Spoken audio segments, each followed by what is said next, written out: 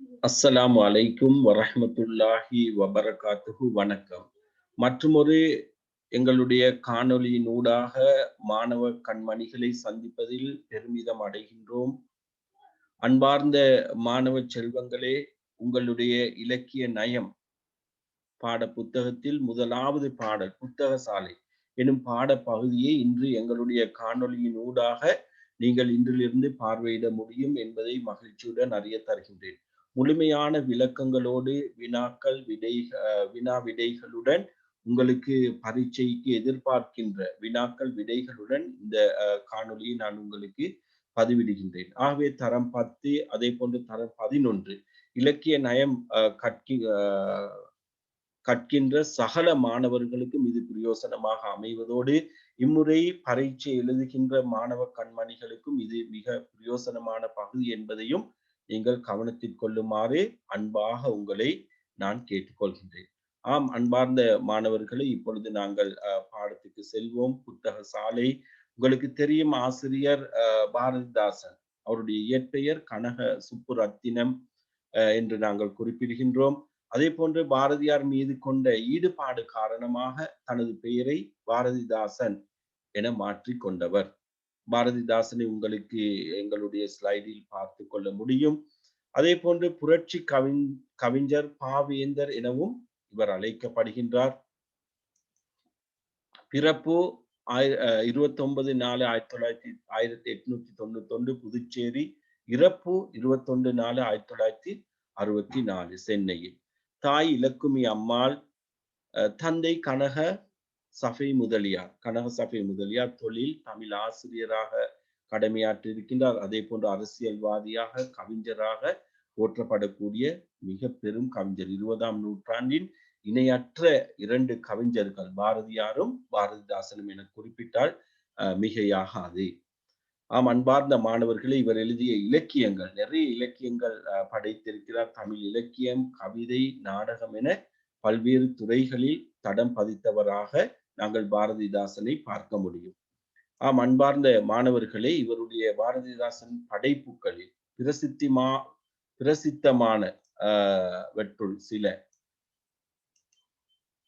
நூலகம், உங்களுக்கு தரப்பட்டிருக்கிற அந்த புத்தக சாலை, அழகின் சிரிப்பு, பாண்டியன் பரிசு, பிசிராந்தையர், முல்லை காடு, குறிஞ்சி திரட்டு, அதே போன்று குடும்ப விளக்கு, இசை அமுது, பெண்கள் விடுதலை, பாரதிதாசன் ஆத்திசூடி, விடுதலை வேட்கை, இருண்ட வீடு ஆகிய பிரசித்தமான ஆக்கங்கள், படைப்புகளை நாங்கள் அவருடைய படைப்புகளாக நாங்கள் பார்க்க முடியும்.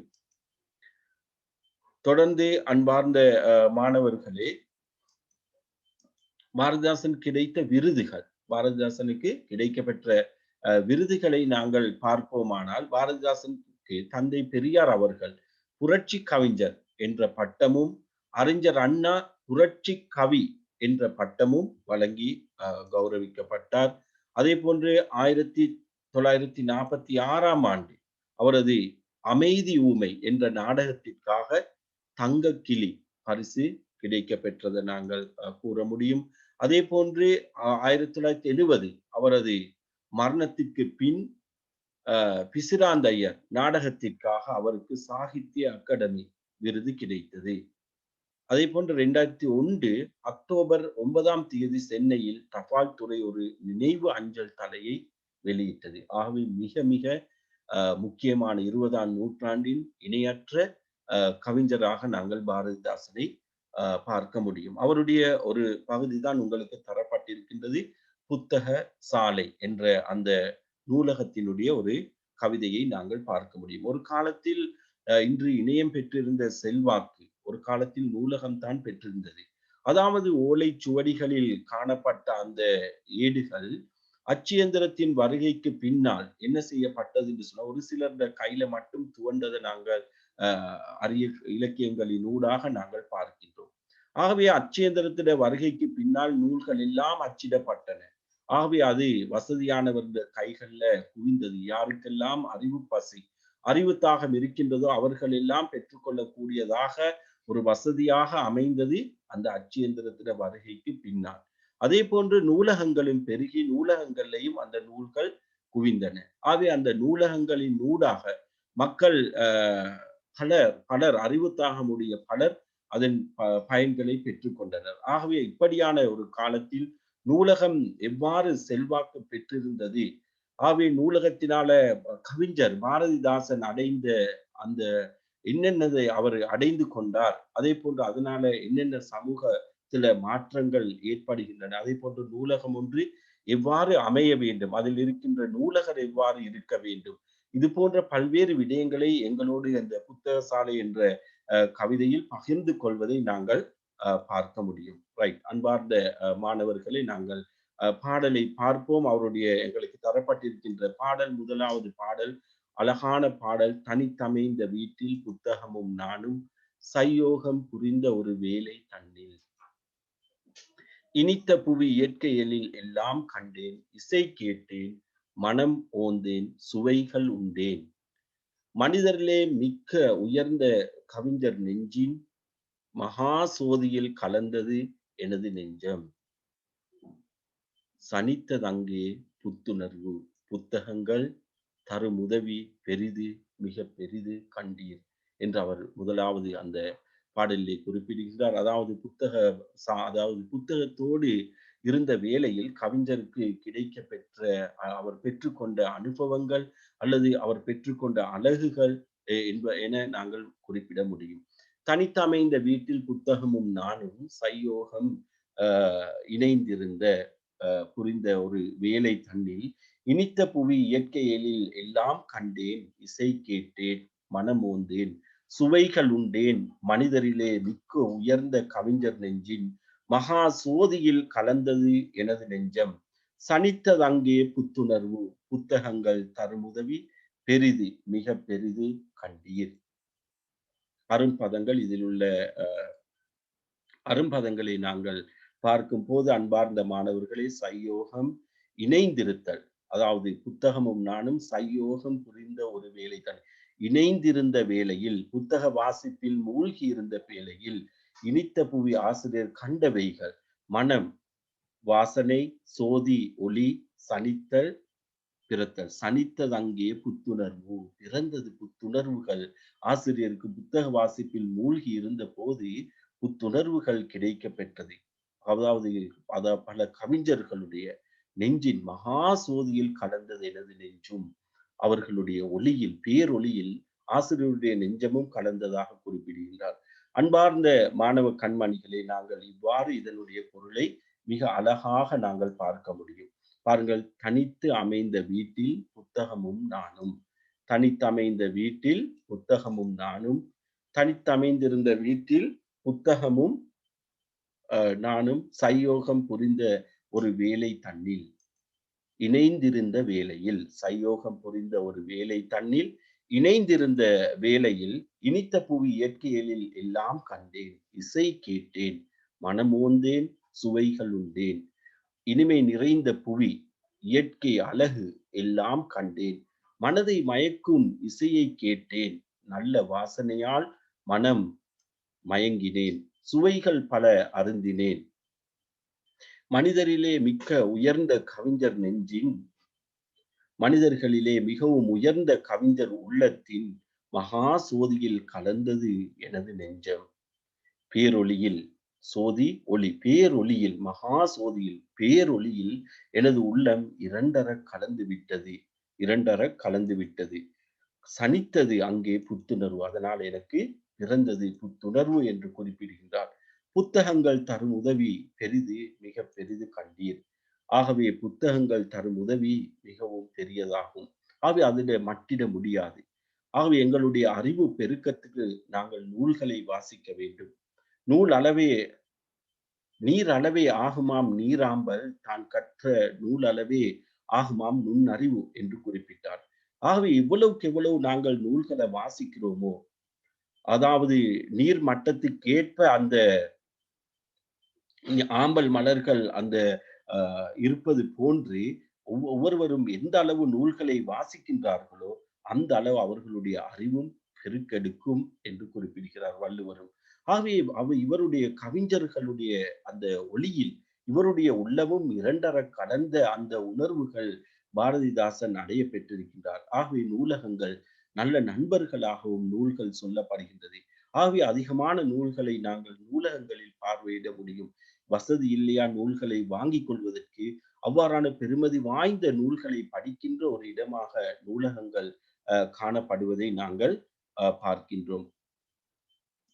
தொடர்ந்து அ அடுத்த பாடலை நாங்கள் பார்க்கும்போது, மனிதர் எல்லாம் அன்பு நெறி காண்பதற்கும் மனோபாவம் வானை போல் விரிவடைந்து தனி மனித தத்துவமாம் இருளை போக்கிச் சக மக்கள் ஒன்று என்பது உணர்வதற்கும் இனிதினிதாய் எழுந்த உயர் எண்ணம் எல்லாம் இலகுவது புலவர் தரு சுவடிச்சாலை. புனிதமுற்று மக்கள் புது வாழ்வு வேண்டில் புத்தக சாலை வேண்டும் நாட்டில் யாண்டும்.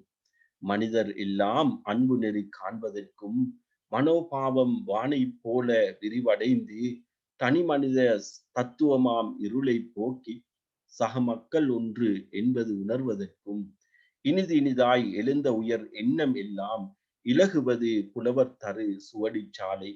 புனிதமுற்று மக்கள் புது வாழ்வு வேண்டில் புத்தக சாலை வேண்டும் நாட்டில் யாண்டும். அரும்பதங்கள் இதில் உள்ள அரும்பதங்கள் நெறி, வழி, வான், ஆகாயம், சுவடிச்சாலை, ஆவண காப்பகம், புனிதம், தூய்மை. இதனுடைய பொருளை நாங்கள் பார்வையிட முடியும். அன்பார்ந்த மாணவர்களே, மனிதர் எல்லாம் அன்பு நெறி காண்பதற்கும், மனிதர்கள் அனைவரும் அன்பு நெறியை காண்பதற்கும் மனோபாவம் வானை போல் விரிவடைந்து, அதாவது மனநிலை எல்லையின்றி பறந்து விரிந்து கிடக்கும் ஆகாயத்தை போல் விரிவடைவதற்கும் தனி மனித தத்துவமாம் இருளை போக்கி சுயநலம் என்ற இருளை அகற்றி, தனி மனித தத்துவம் சுயநலம் என்ற இருளை அகற்றி சக மக்கள் ஒன்று என்பது உணர்வதற்கும் எல்லா மனிதர்களும் எல்லாவற்றாலும் சமமானவர்கள் என்று ஒருமித்த பொதுவுடைமையை உணர்வதற்கும் இனிதினிதாய் எழுந்த உயர் எண்ணம் எல்லாம் இலகுவது புலவர் தரு சுவடிச்சாலை. இனிமையாய் எழுந்த சீரிய எண்ணம் எல்லாவற்றையும் கூறுவது நூலகமே ஆகும். புனிதமுற்று மக்கள் புது வாழ்வு வேண்டில் மக்கள் மனத்தால் புனிதமடைந்து புதிய இனிமை நிறைந்த வாழ்க்கையை வாழ வேண்டுமெனில் புத்தக சாலை வேண்டும் நாட்டில் யாண்டும். நாட்டில் எப்போதும் எல்லா இடங்களிலும் புத்தக சாலை இருக்க வேண்டும் என கவிஞர் குறிப்பிடுகின்றார். பாருங்கள், மனிதர்கள் அன்பு நெறி காண்பதற்கும் மனோபாவம் வானை போல் விரிவடைந்து தனி மனித தத்துவமாம் இருளை போக்கி சக மக்கள் ஒன்று என்பது உணர்வதற்கும் இனிதினிதாய் எழுந்த உயர் எண்ணம் எல்லாம் இலகுவது புலவர் தரு சுவடிச்சாலை. ஒரு சுவடிச்சாலையால அல்லது ஒரு நூலகத்தால கிடைக்கின்ற நன்மைகளை இங்கு அடுக்கிக் கொண்டு வருகின்றார் பாரதிதாசன். புனிதமுற்று மக்கள் புது வாழ்வு வேண்டில் புத்தக சாலை வேண்டும் நாட்டில் யாண்டும். மக்கள் மனத்தால் புனிதமடைந்து புதிய இனிமை நிறைந்த வாழ்க்கை வாழ வேண்டுமெனில் நாட்டில் எப்போதும் புத்தக சாலை இருக்க வேண்டும் என்று குறிப்பிடுகின்றார். அன்பார்ந்த மாணவ கண்மணிகளே, தொடர்ந்து நாங்கள் அடுத்த பாடலை பார்ப்போம். தமிழருக்கு தமிழ் மொழியில் சுவடிச்சாலை. அதாவது ஒவ்வொரு மொழி பேசக்கூடியவர்களுக்கும் அவரவர் மொழியில் அந்த நூலகங்கள் அமைய வேண்டும் என்பதனால் தமிழருக்கு தமிழ் மொழியில் சுவடிச்சாலை சர்வ கலாசாலையை போல் எங்கும் வேண்டும். சர்வ கலாசாலையை போல் எங்கும் வேண்டும் என்று குறிப்பிடுகின்றார். தமிழ் இலா பிறமொழி நூல் அனைத்தும் நல்ல, தமிழ் மொழி அல்லாத பிறமொழி நூல் அனைத்தும் நல்ல தமிழாக்கி வாசிக்க தருதல் வேண்டும். எங்களுடைய தமிழ் வாசகர்களுக்கு தமிழ் மொழியில் இல்லாத பிறமொழி நூல்கள் இருந்தால், நல்ல நூல்கள் இருந்தால் அதை தமிழ் படுத்தி கொடுக்க வேண்டும் என்று ஆசிரியர் குறிப்பிடுகின்றார். அமுதம் போல் செந்தமிழில் கவிதை நூல்கள் தமிழில் அமுதம் போன்று தேவர் உணவு போன்ற கவிதை நூல்கள் காணப்படுகின்றன.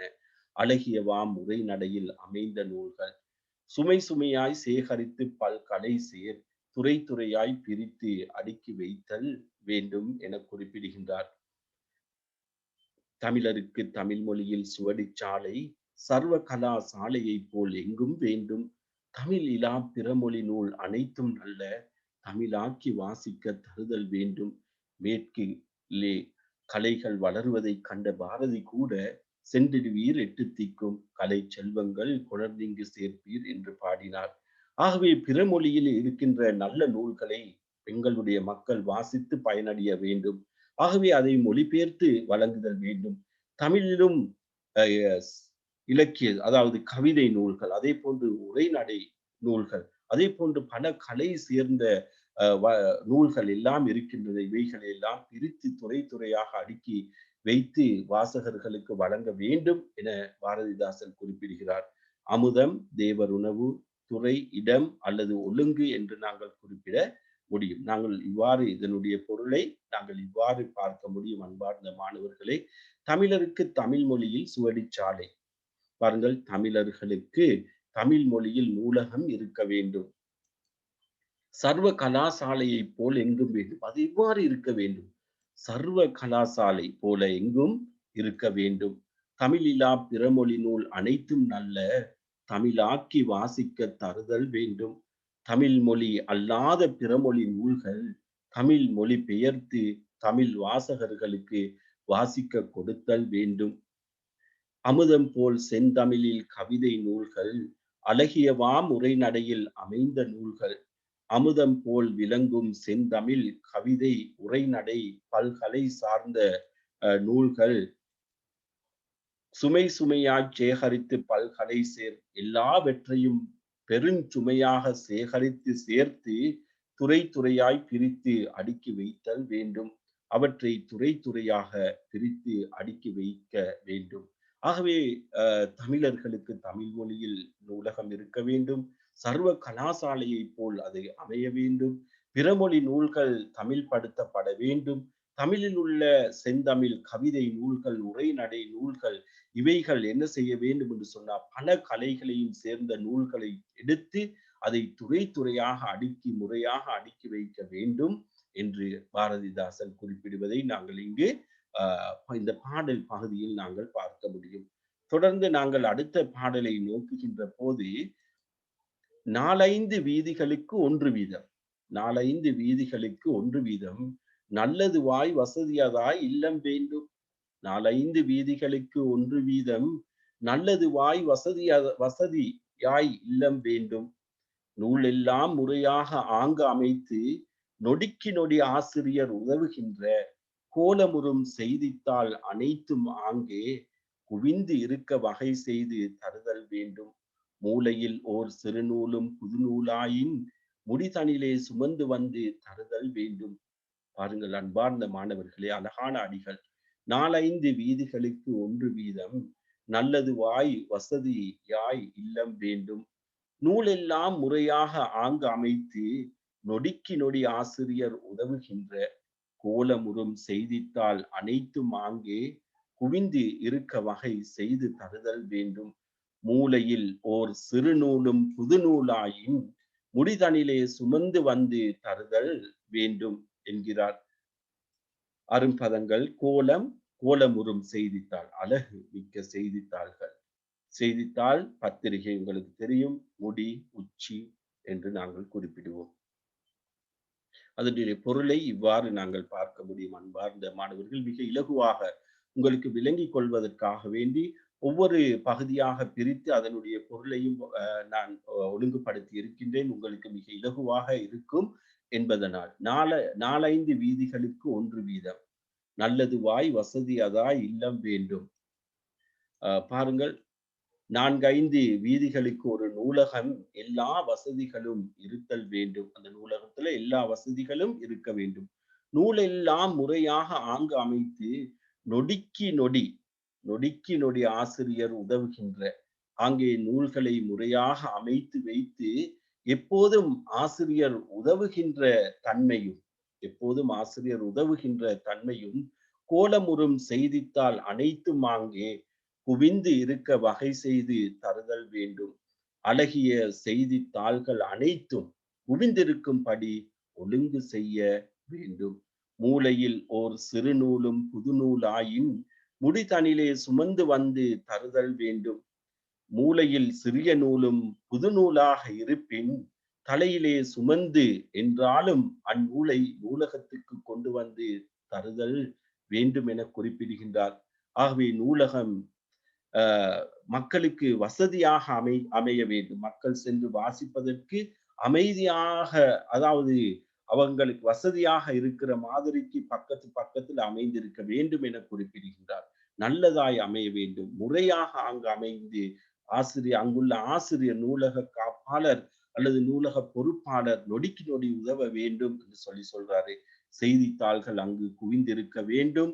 அதே போன்று புது நூல்கள் எங்கெல்லாம் இருக்கின்றதோ அவையெல்லாம் நூலகத்துக்கு கொண்டு வரப்பட வேண்டும் என்று ஆசிரியர் குறிப்பிடுகின்றார். ஏனென்றால் அவை மக்கள் பயன்பட வேண்டும், மக்களுக்கு பயன்பட வேண்டும், மக்கள் வாசித்து பயன் அடைய வேண்டும் என்பதே பாரதிதாசனுடைய எதிர்பார்க்கையாக நாங்கள் பார்க்கின்றோம்.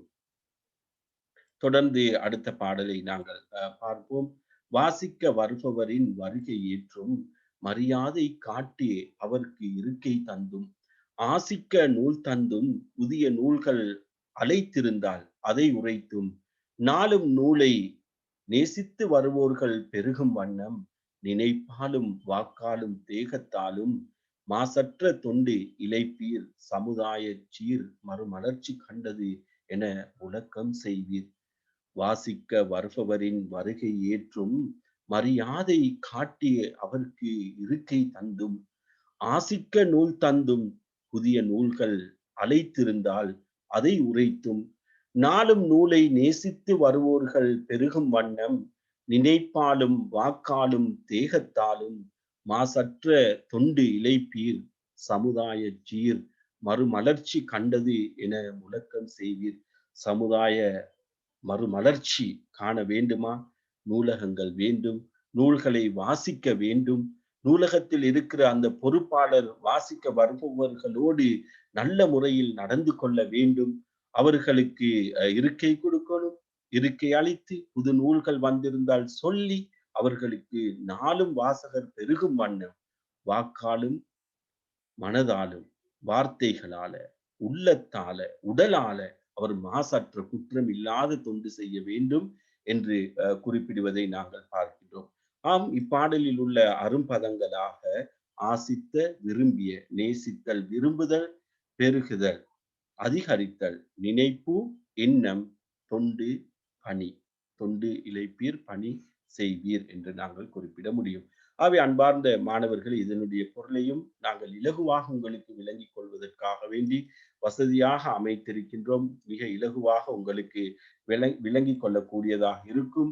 வாசிக்க வருபவரின் வருகை ஏற்றும், மரியாதை காட்டி அவருக்கு இருக்கை தந்தும், நூல்களை விரும்பி வாசிக்க வருகின்ற வாசகர்களின் வருகை ஏற்றும், மரியாதை செய்து அவர்கள் அமர்ந்திருந்து நூல்களை அமைதியாக வாசிக்க ஆசனங்கள் கொடுத்தும், ஆசிக்க நூல் தந்தும், புதிய நூல்கள் அழைத்திருந்தால் அதை உரைத்தும், வாசகர்கள் விரும்பிய நூல்களை கொடுத்தும், வாசகர்களின் விரும்பிய நூல்களை கொடுத்தும், புதிய நூல்கள் வந்திருந்தால் அதை வாசகர்களுக்கு கூறியும், நாளும் நூலை வாசித்து வருவோர்கள் பெருகும் வண்ணம், நினைப்பாலும் வாக்காலும் தேகத்தாலும், நாள்தோறும் நல்ல நூல்களை நேசித்து வருகின்ற வாசகர்கள் பெருகும்படியாக எண்ணங்களாலும் சொல்லாலும் உடலாலும் மாசற்ற தொண்டிலைப்பீர், சமுதாய சீர் மறுமலர்ச்சி கண்டது என முழக்கம் செய்வீர்.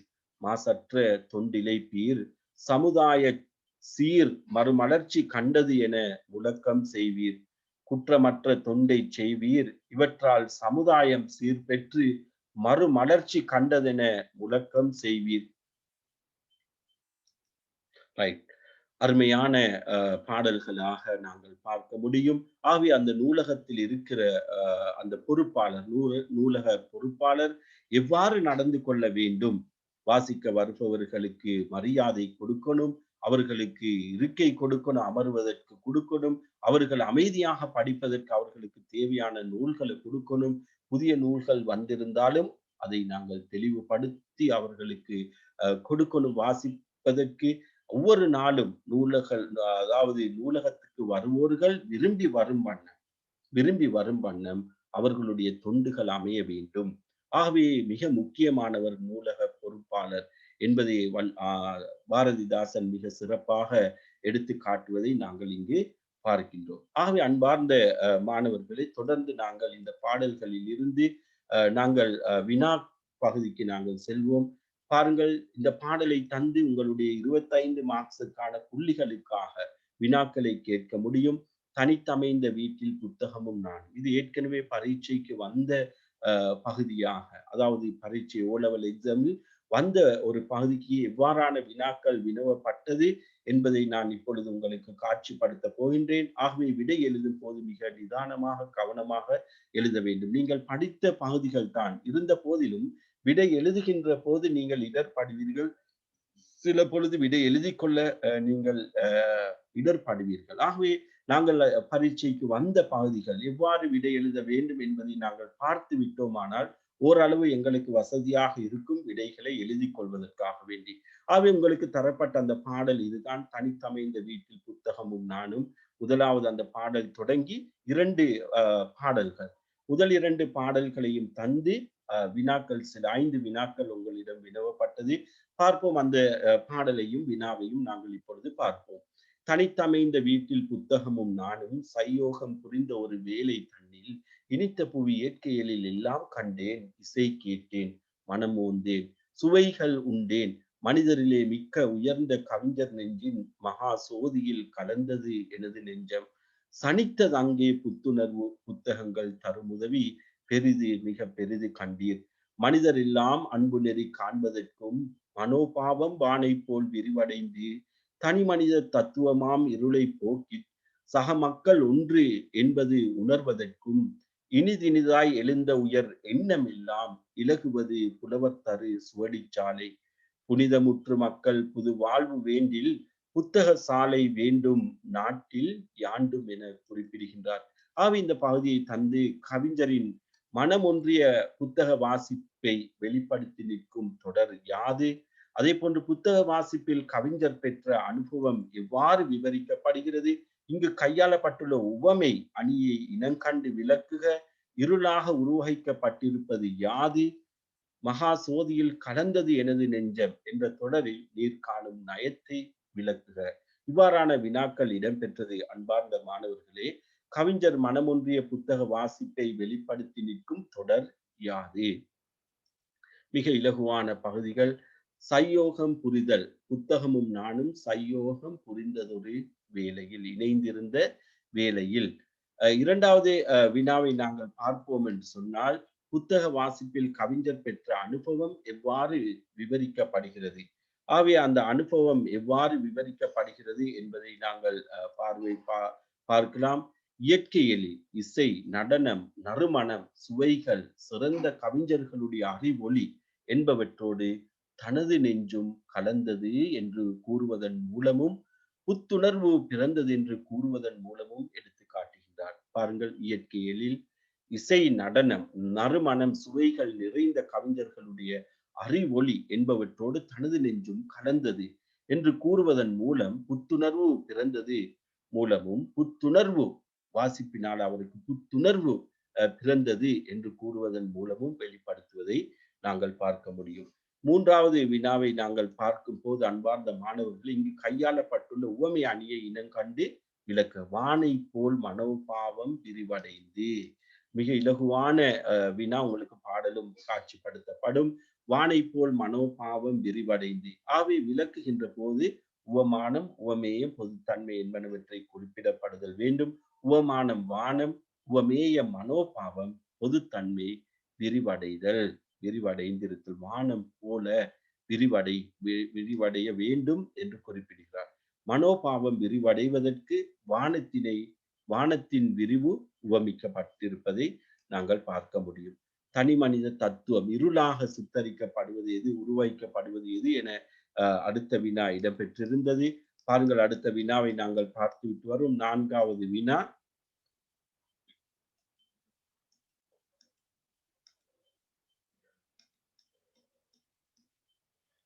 இருளாக உருவாக்கப்பட்டிருப்பது யாது?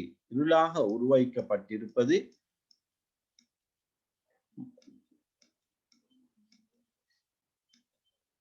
தனிமனித தத்துவம். கவிஞர் அறிவை பெரிய ஒளியாக உருவாக்கிறார். அந்த ஒளியில் தன்னுடைய நெஞ்சு கலந்தது என்று கூறுவதன் மூலம் கவிஞர்களிடமிருந்து தான் பெற்ற அறிவை, அனுபவத்தை விளக்குகிறார். அந்த அடியின் மூலம் உணர்த்தப்படுவது என்ன என்ற வினா கேட்கப்பட்டிருந்தது. மகா சோதியில் கலந்தது எனது நெஞ்சம் என்னும் தொடரில் நீர் காணும் நயத்தினை விளக்குக. மகா சோதியில் கலந்தது எனது நெஞ்சம் எனும் தொடரில் நீர் காணும் நயத்தினை விளக்குக. ஆக விடை எழுதும் போது அன்பார்ந்த மாணவர்களை கவனமாக விடை எழுதப்பட வேண்டும். கவிஞர் அறிவை பெரிய ஒளியாக உருவாக்கிறார். அந்த ஒளியில் தன்னுடைய நெஞ்சு கலந்தது என்று கூறுவதன் மூலம் கவிஞர்களிடமிருந்து தான் பெற்ற அறிவை, அனுபவத்தை விளக்கி கூறுகிறார். புத்தகசாலை என்ற கவிதையின் மைய கருத்து. நாங்கள் அன்பார்ந்த மாணவர்களை இவ்வாறு நீங்கள் விளங்கிக் கொள்ள வேண்டும். மிக இலகுவாக விளங்குவதற்காக வேண்டி புத்தகசாலை என்ற கவிதையின் மைய கருத்து நூலகத்தின் மீதான ஈர்ப்பும் அது ஏற்படுத்தும் தாக்கமும். நூலகத்தின் மீதான ஈர்ப்பும் அது ஏற்படுத்தும் தாக்கமும் மைய கருத்தாக நாங்கள் பார்க்க முடியும். பேசப்படுகின்ற விடயங்கள், இந்த கவிதைகளில் பேசப்படுகின்ற விடயங்களை நாங்கள் பார்ப்போமானால், கவிதையில் புத்தக வாசிப்பில் மூழ்கிய போது கவிஞர் கண்ட விடயங்கள், அனுபவித்தவைகள் கவிஞர். புத்தக சாலை வேண்டும் நாட்டில் யாண்டும் என்பதற்கு கவிஞர் கூறும் காரணங்கள். புத்தக சாலை ஏன் வேண்டும் நாட்டில் எல்லா இடங்களிலும் ஏன் தேவை என்பதற்கு கவிஞர் கூறுகின்ற காரணங்கள். கவிஞர் காண விளையும் நூலகம், இவ்வாறான ஒரு நூலகத்தை கவிஞர் காண விளைகிறார். நூலகத்திற்கு வருவோருக்கு செய்ய வேண்டிய தொண்டுகள், நூலகத்துக்கு வருவோருக்கு செய்ய வேண்டிய தொண்டுகள் என்ன, இது போன்ற விடயங்களை பேசப்படுகின்ற விடயங்களாக இந்த பாடல்களில் பேசப்படுகின்ற விடயங்களாக இவ்வாறு நாங்கள் நோக்குகின்ற போது மிக இலகுவாக எங்களுக்கு அந்த கவிதையை விளங்கிக் கொள்ளக்கூடியதாக இருக்கும். கவிதையில் புத்தக வாசிப்பில் மூழ்கிய போது கவிஞர் கண்ட விடயங்கள். புத்தக சாலை வேண்டும் நாட்டில் யாண்டும் என்பதற்கு கவிஞர் கூறும் காரணங்கள். ஏன் தேவை புத்தக சாலைகள்? கவிஞர் காண விளையும் நூலகம் எத்தகையது? நூலகத்திற்கு வருவோருக்கு செய்ய வேண்டிய தொண்டுகள் என்ன? இவ்வாறான தலைப்புகளில் நாங்கள் பார்க்கும் போது மிக இலகுவாக இருக்கும். பாருங்கள் அன்பார்ந்த மாணவர்களே, புத்தக வாசிப்பில் மூழ்கிய போது கவிஞர் கண்ட விடயங்கள் அல்லது அழகுகள் என்று நாங்கள் குறிப்பிட முடியும். அழகான புவியினுடைய இயற்கை அழகை காணுதல், இசை கேட்டல், மனம் ஓர்தல், சுவைகள் உண்ணல், அதாவது வாசிப்பு நூடாக இவ்வனுபவங்களை பெறல் என குறிப்பிடுகின்றார். மனிதர்களே மிக உயர்ந்த கவிஞர்களின் ஒளி மிகுந்த உள்ளத்தோடு கவிஞரது உள்ளமும் கலத்தல், உள்ளமும் இரண்டு பட்டது, அதாவது ஒன்று பட்டது. அவர்களுடைய உள்ளத்தோடு இவருடைய உள்ளமும் அந்த வாசிப்பில் மூழ்கிய போது, அது ஒன்றிணைந்த வாசிப்பினால் அந்த கவிஞர்கள் எதோடு இணைந்து இருந்தார்களோ, எதை பற்றி பேசுகின்றார்களோ அல்லது எந்த விடயத்தை பற்றி குறிப்பிடுகின்றார்களோ அந்த விடயத்தோடு இவர் தொடர்பு படுகிறார். இரண்டர கலந்த ஒரு நிலை கவிஞர் பாரதிதாசனுடைய நிலை என்று குறிப்பிடுகின்றார். அதே போன்று மனிதர்களே மிக உயர்ந்த கவிஞர்களின் ஒளி மிகுந்த உள்ளத்தோடு கவிஞரது உள்ளமும் கலத்தல், புத்துணர்வு இருத்தல். சனித்தது அங்கே புத்துணர்வு. இந்த வாசிப்பில் மூழ்கிய போது புத்துணர்வு பிறந்ததாக ஆசிரியர் குறிப்பிடுவதை நாங்கள் பார்க்க முடியும். கவிஞர் காண விளையும் நூலகம், கவிஞர் காண விளையும் நூலகம் எத்தகையது என்ற உங்களிடம் வினவப்பட முடியும். தமிழர்களுக்கு தமிழ் மொழியில் நூலகம் இருக்க வேண்டும். அப்ப தமிழர்களுக்கு தமிழ் மொழியில் நூலகம் இருக்க வேண்டும். சர்வ கலாசாலை போல் எங்கும் இருக்க வேண்டும். தமிழ் மொழி அல்லா பிற மொழி நூல்கள் தமிழ் மொழி பெயர்த்து தமிழ் வாசகர்களுக்கு வாசிக்க கொடுத்தல் வேண்டும். அமுதம் போல் விளங்கும் செந்தமிழ் கவிதை, உரைநடை, பல்கலை சார்ந்த நூல்கள் எல்லாவற்றையும் பெருஞ்சுமையாக சேகரித்து சேர்த்து வைத்தல் வேண்டும். அவற்றை துறை துறையாக பிரித்து அடுக்கி வைக்க வேண்டும். 4-5 வீதிகளுக்கு ஒரு நூலகம், எல்லா வசதிகளும் கொண்டு அமைதல் வேண்டும் என குறிப்பிடுகின்றார். ஆங்கே நூல்கள் முறையாக அமைத்து வைத்து எப்போதும் ஆசிரியர் உதவுகின்ற தன்மை, நொடிக்கு நொடி உதவுகின்ற தன்மை இருக்க வேண்டும். அழகிய செய்தித்தாள்கள் அங்கு இருக்க வேண்டும். குவிந்திருக்கும்படி ஒழுங்கு செய்ய வேண்டும். மூலையில் சிறு நூலும் ஒரு புது நூலாயின் அது எங்கிருந்த போதும் அதை கொண்டு வந்து நூலகத்தில் வைத்திருக்க வேண்டும் என குறிப்பிடுகின்றார். ஆகவே கவிஞர் காண விளையும் நூலகம் எத்தகையது போன்ற வினாக்கள் உங்களிடம் இடம்பெற முடியும் அன்பார்ந்த மாணவர்களே. ஆகவே இந்த பகுதியை நீங்கள் நன்றாக பார்த்து கொள்ள வேண்டிய பகுதியாக நாங்கள் பார்க்கிறோம். புத்தக சாலை வேண்டும் நாட்டில் யாண்டும் கவிஞர் கூற காரணங்களாவன மனிதரில் அன்பு நெறி ஏற்படுவதற்கு, உயர்ந்த மனோபாவம் வானை போல் விரிவடைவதற்கும், அதாவது அ தனி மனித தத்துவமாம் இருளை போக்கி, அதாவது சுயநலம் என்ற அந்த இருளை இல்லாமாக்கி, எல்லாரும் ஒன்று என்று உணர்வதற்கு, புத்தக சாலை வேண்டும் நாட்டில் எல்லோரும் ஒற்றுமையாக வாழ்வதற்கு, சக மக்கள் ஒன்று என்பது உணர்வதற்கும், இனிதினிதாய் எழுந்த உயர் எண்ணமெல்லாம் தோன்றுவதற்கும், உயர்ந்த உயர்ந்த எண்ணங்கள் தோன்றுவதற்கு புத்தக சாலை வேண்டும் நாட்டில் எல்லா இடங்களிலும் என்று குறிப்பிடுகின்றார். புனிதமுற்று மக்கள் புது வாழ்வு வாழ்வதற்கு, புது வாழ்வு வாழ வேண்டுமா? புனிதமுற வேண்டுமா? நூல்கள் வாசிக்க வேண்டும். புத்தக சாலைகள் வேண்டும் என்று பாரதிதாசன் குறிப்பிடுகின்றார். புத்தகங்களால் அறிவு வளர்கின்றது. அனுபவங்கள் பெருகுகின்றது. ஒரு நூலை கற்கும் போது நாங்கள் எல்லா பல வகையான அனுபவங்களை பெற்றுக்கொள்ளக்கூடிய வாய்ப்புகள் இருக்கும். ஆகவே நூல்கள் மிக முக்கியமானது.